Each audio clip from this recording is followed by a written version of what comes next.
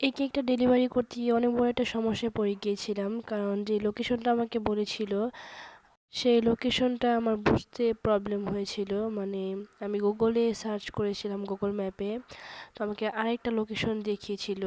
তো সেই লোকেশনটা আমার এখান থেকে অনেক কাছে ছিল এবং আমি সেই হিসেবেই ডেলিভারি চার্জটা নিয়েছিলাম। ডেলিভারি করার কিছুক্ষণ আগে আমি জানতে পারি যে না, ওইটা হচ্ছে অন্য লোকেশন। যে লোকেশনে কেক ডেলিভারি করতে হতো এটা এখান থেকে অনেকটা দূরে।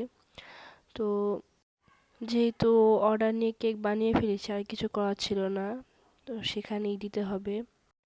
তো যাই হোক, আলহামদুলিল্লাহ ঠিকঠাক মতো কেকটা পৌঁছে গিয়েছিল এবং কেকটা ভাইয়া অনেক পছন্দ করেছিল। মানে বাইরে থেকে ভাইয়া তার ফ্যামিলির জন্য অর্ডার করেছিল, এটা ছিল একটা অ্যানিভার্সারি থিম কেক।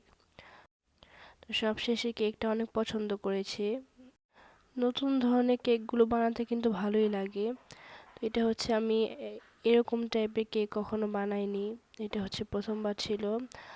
আর আমি বুঝতে পারিনি যে বানানোর পর কেমন লাগবে, যেহেতু আমি বানাইনি, আমাকে অন্য একটা রেফারেন্স পিক দিয়েছিল। তো আমি চেষ্টা করছি সেভাবে বানানোর জন্য। আপনারা অবশ্যই কমেন্টে জানাবেন কেকটি কেমন হয়েছে। আর এখানে আমার লাল কালারটা করার দরকার ছিল।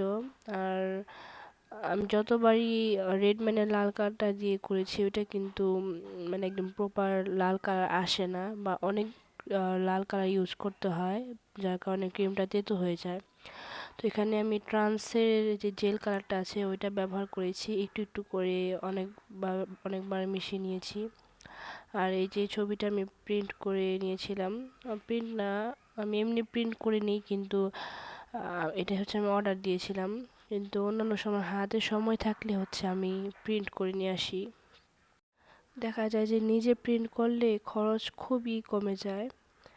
আর যেহেতু এটা একটা ইমার্জেন্সি অর্ডার ছিল, আগের দিন রাতের বেলায় আমাকে ভাইয়া বলেছিল, সে কারণে আমার হাতে আর সময়ও ছিল না, এই জন্য আমি এটা কিনে নিয়ে এসেছিলাম। আমাদের এখানে একটি দোকান আছে যেখানে সব কিছু পাওয়া যায়, সেখান থেকে আমি এটা অর্ডার করেছিলাম। আর এই যে ট্রান্সের রেড কালারটা যেটা আছে ওইটা দিলে কিন্তু খুবই সুন্দর একটা কালার চলে আসে, লাল কালার। আর খুব কম পরিমাণে ইউজ করলেই চলে আসে, অনেক বেশি করতে হয় না, আর কোনো তেতো তেতো লাগে না ক্রিমটা। এই সম্পূর্ণ কেকটার মধ্যে আমার কাছে সবথেকে ভালো লেগেছে এই গোলাপ দুটো। ক্রিম দিয়ে গোলাপ এইভাবে করাটা কিন্তু আমার কাছে খুবই একটা ঝামেলার মনে হয়, তবুও প্র্যাকটিস করতে করতে এতটুকু করতে পেরেছি।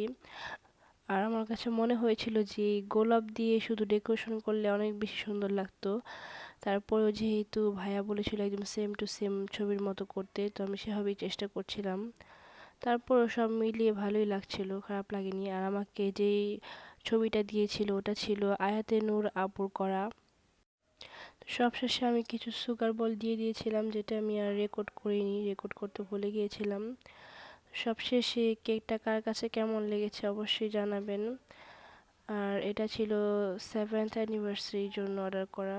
এই তো ফাইনাল লুক। তো কেমন হয়েছে সবাই কিন্তু অবশ্যই জানাবেন।